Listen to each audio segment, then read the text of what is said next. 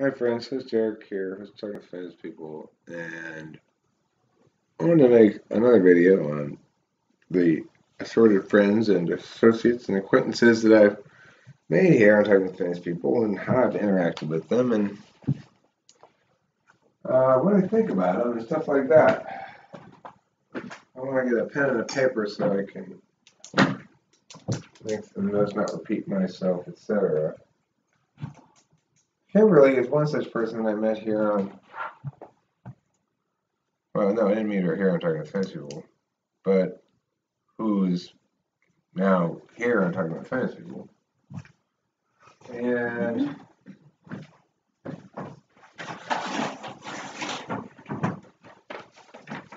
she's a special lady, needless to say. So in this video I want to talk about Neptune, first of all. Because he's one I was going to talk about last before I ended the last video. Now Neptune, who is Neptune? Well, Neptune's a 20-something, I don't know how old he is exactly, 22 or something like that. Year-old guy. He lives in America on the East Coast. And he is an INTP or an INFP. He might be an INFP. I don't know. He goes back and forth. Or an INFJ, maybe. I could buy INFP. I don't know. Anyway, he's homosexual. But he doesn't really like to have sex with people, he says. I think that's notable because, I don't know, it makes him different than everybody else. Most other people. The other homosexual would be Josh. Do we have other homosexuals? I don't know. But anyway, he doesn't come on camera hardly ever. There is a video of him on camera at some point, apparently, but I haven't seen it, and I haven't bothered looking for it.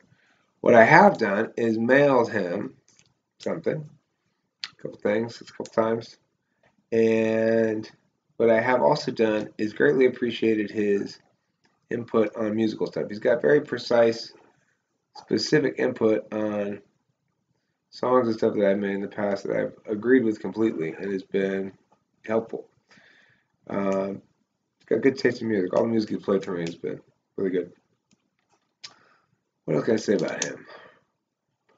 He needs to go to follow. I mean, he's right now he's trapped in what's turned out to be a Lorien curse because although it contains within it the seeds of his own liberation, he's never fulfilled his duty. His Lorien duty quest, to go to a place with a walk-in freezer and talk to somebody who's near the walk-in freezer to engage in some sort of interaction with the person and then report back to me as to what happened. So he hasn't done that, and thus, I don't know what to tell you. He's not completely healed of his meowness. But also, Neptune got a song from me. Neptune got one of my harsher songs, which was Luminaries' Pimpin' Hand, was written for Neptune. Well, Neptune was being not cooperative that evening. Early on when I first met him, he got better over time. So there, speak of the devil. There he is, Neptune INFP 548SXSP. So you want INFP, huh? That's what I was just saying. Maybe you're an INFP. Anyway, what was I saying about you a second ago? Sing a song about him. Oh yeah, I made a song about you. Rapiner's Pimpin' Hand. And anyway, Neptune, like the rest of us, is subject to the optimization engine thing. And so he got that song made about him. But I don't think it really bothers him or anything. And he's become more logical. He became more logical after that. And then and then after that he grew on me bit by bit by bit by bit. He kept growing on me. I like Neptune a lot now. At first I thought, what a little bitch. But then I changed my mind. Sorry, Neptune. Well, you were kind of being a little bitch. You were kind of being like not committing to your ideas and stuff. So, okay. Anyway, but mostly what I just said about you was largely positive. or neutral or something. But as a general rule, I mean, as a general overall overview of the thing, I just say Neptune. I like Neptune a lot. I find him an effective questioner, and yada yada. Okay, next up on my list after Neptune was going to be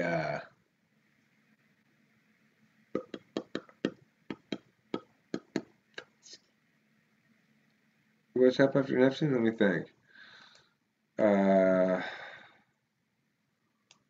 Let's talk about. I want to talk about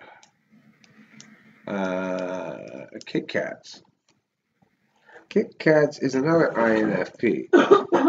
We were talking INFPs. Kit to the Kizats, to the Kiz and Cats, Kits to the Kizats. Alright, so Kit Kats is like the not messed up INFP. She's the one who somehow, she feels as though she's had a bruising ride of things. But she really has had a life of people carefully shielding her from all bruises, as far as I can tell. So it makes her this weird kind of like strangely bold INFP who sort of not fights the side of the feelers and stuff, but who everybody. The funny thing about Kit Kats is everybody defers to her in a way, like everyone will get out of her way and let her talk her spiel and won't interrupt her and stuff, and nobody will call her out on her logical inconsistencies because she's an INFP, you know, and you just don't feel like doing it. But Neptune, you're not excused in that fashion, and I wouldn't be surprised if it might have something to do with the fact that you're not a pretty girl.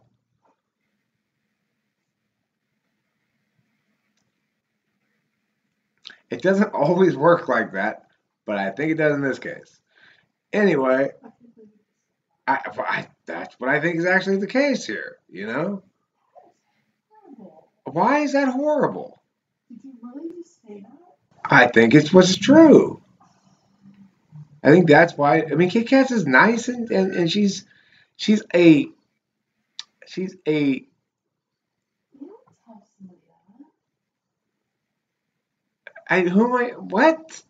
How come I'm getting in trouble? What did I do? that. Not I would. Because Neptune is not a pretty girl because he's not a girl at all. Oh, I mean, that's really Kit Kat. Kit Kat is a pretty girl. Oh, I didn't see Kit Kat is not a pretty girl. No, Kimberly, I'm saying Kit Kat's. This is part of the video too. What I'm saying is probably Kit Kat gets a little bit of extra play from the Oh, a little extra slack from people, from guys anyway, probably, because she's a pretty girl and Neptune is not. Neptune, it's not because Neptune's not pretty. I'm sure Neptune is gorgeous. I don't even know what he looks like. I've never seen him before. Neptune, unveil your gorgeous face for us. No. That would kill him to do it. fine. So anyway, I didn't mean to get sidetracked on that whole thing. But regardless, Well, I like to argue. Kit Kat is great because she provides for me and the group, as far as I can tell, an almost sensory interaction with ideas. It's like there's abstraction and then there's abstract abstraction. And sometimes around here it gets a little bit of the abstraction. And she likes ideas and she interacts with them, but she'll often draw pictures of understandings of things that tend to make things a little bit more concrete, earthy, or whatever. She's got a great voice. She sings beautifully, and she's always been somebody who was an advocate of the medium and stuff. When I was arrested, she wrote Free Host Eric on on the channel on the Raw Room, so that I left that there for a while. I always have liked the fact that at first I don't think she does it anymore, but for a long time at first, whenever she talked to me, she'd go, host Eric. And, most people don't call me host Eric, right? Most people just call me Eric. And it really felt like it was great. It made me feel like, yes, my child. I am here with your wisdom. But anyway, yeah, I really like Kit Kat. She's great, and she's been a long time member, and sort of the ethical heart and soul of the place. Never hurts anyone's feelings, and just a sweet person and a very valued member of the community. Thank you, Kit Kats, for being around. Who else we're going to talk about in this video? Talk about Neptune, talks about Kit Kats. Probably make it like a 3-person long video or something. That'd be a better structure for these things. Blah, blah, and blah. So let me pick a third one. It's about Neptune, Kit Kats, the amount of time. How about, how about I talk a little bit about host Ken? Who? Jewel. Okay, yeah, let me do Jewel, then I'll do host Ken in the next video. Jewel. Now, Jewel has been the archetypal ISFJ. I'm talking about famous people, is the archetypal ISFJ. She's the only ISFJ we've really ever had around here. I don't know why exactly, except Kimberly, who's probably representative of most ISFJs. She doesn't watch my channel at all. She doesn't care about it, and I mean, you do care a little bit, and you'll ask about people sometimes, but well, you go on and on and on forever. I'm sure what she's thinking, and I hear it when you're doing it when I'm in the room. Jeez, probably. I live with you. I don't live with you for goodness sakes. I don't.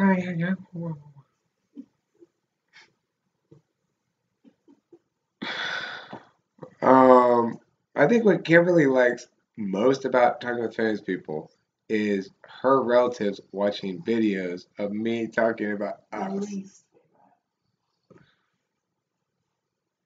Do they call you? I want them to call you and be like, I saw a video. Oh, Kimberly. I know you do. No. I need to keep a portion of my life private. Kimberly, yes. Yeah, this is your sister. I saw something.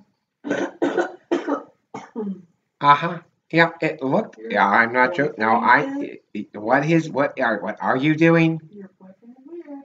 Your boyfriend is weird. Oh, you poor woman. I cannot believe it. You must be mortified. Anyway, that's not what we're talking about. Who are we talking about? Jewel. Jewel is the ISFJ that existed before Kimberly. And Jewel was my first introduction to the impact of a duel upon the ENTP. From the get-go, Jewel had a very moderating impact on me. Somebody else might tell me, Eric, you need to not do that, you blah, blah, blah, blah, blah. But watching Jewel shift uncomfortably in her chair was enough to actually change my behavior, whereas the other thing would make me go like, oh, you think so, huh? Well, I'm going to double down and be even more that way. So I learned before by Kimberly that duels do have a way of moderating you, calming you down, and it's like I take the concerns of an ISFJ more seriously than I take the concerns of any other type, because the concerns of the ISFJ are put to me in the right way. They are put to me like not too abrasively, but at the same time, Jewel, I think, is more direct, or has learned to be more direct and a little bit more assertive as a consequence of being around here. I've heard her scold people before. I've heard her, make beat. No, I'm going to be assertive, and I'm going to tell it, and I'm sorry, I don't mean to be like that. So, I mean, to me, that's ISFJ increased assertion is part of the optimization thing. I think Kimberly's more assertive than Jewel in general prior to Jewel's arrival to this thing because Kimberly's older and has had to assert herself more. And so has learned a little bit more like, meow. She'll have moments of meow and then. But whereas Jewel, I think, has learned to develop some of that stuff here. I think when she first came around, she was very quiet and passive, or not passive, but just she was an introvert. Introverts take a while. Extroverts, they show you who they are right away, and then they run out of tricks after a while and cease to surprise you. But introverts, they like to go the other direction and show you nothing right away, and then they kind of reveal their tricks over time. So I mean, Jewel was somebody who I was always excited to see because she was our only ISFJ, and who didn't come around all the time. She was an intermittent one, which I think intuitives are the ones who tend to stick around here for like many, many hours a day, and the sensors have a limited appetite for it. But regardless, Jewel's appetite for it was sufficient to enable her to become an extremely valued member of the community when she was around, and to take an active role in sort of moderating conversations that involve people in particular, and advocating caution and deliberation regarding casting judgment on people and stuff like that seem to be one of the themes that I've seen her exercise on more than one occasion. Now, the last thing to note about Jewel, of course, is she's gotten out in a relationship with her dual, Nick, who's also an ENTP like me, and thus somehow this legitimizes and substantiates this thing that we're doing more. It's like it matters more than it might initially appear to matter. And I think it matters more if you if I start to tell the stories of these various people and from my perspective, how they hit the crossroads of their own identity and talking to famous people, the depth and scope of this thing will start to become a little bit more concretized, and its identity will something. That's it for this episode of Talking to 3 People. I talked about 3 folkses, and they were Meow Meow Meow, Katz, and who else did I talk about? Jewel, and who else did I talk about? Neptune. Oh my god, you guys. Oh my god. Oh, this guy. This guy, and one more. How did it go? I have to interrupt here and tell you guys that I have found my duel, and it was magical. I just had a video date with an ESFJ, and I'm in love. Nice. Congrats. Who is this guy? Tim. Was that Tim? Yeah. Yeah, I'm here. ESFJs are very, very helpful people. ESFJ. Maybe she was so positive. Tim will be the subject, but this video is now over. Next part is not going to spend people, and as always, cheese consumption, forget the nonsense.